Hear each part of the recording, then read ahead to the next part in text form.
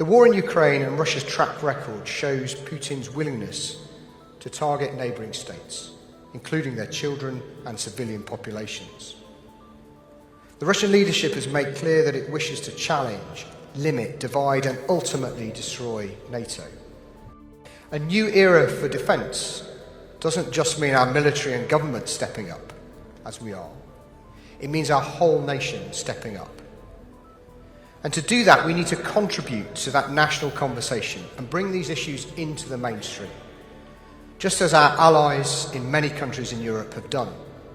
Deterrence, at least for NATO, has been working, but the threats and risks are growing. For 3 decades, many did not have to think about the armed forces. Peace was stable, conflict was distant, but that is no longer true. I will argue that the situation is more dangerous than I have known during my career, and the price of peace is rising.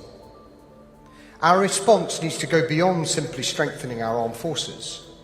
It needs a whole-of-nation response that builds our defence industrial capacity, grows the skills we need, harnesses the power of the institutions we will need in wartime, and increases the resilience of society and the infrastructure that supports it. What really matters is the trend. Are the chances of conflict growing? And here I think the evidence is clear that the trend from Russia in particular is worsening. And that is the key argument for action. Our objective must be to avoid war.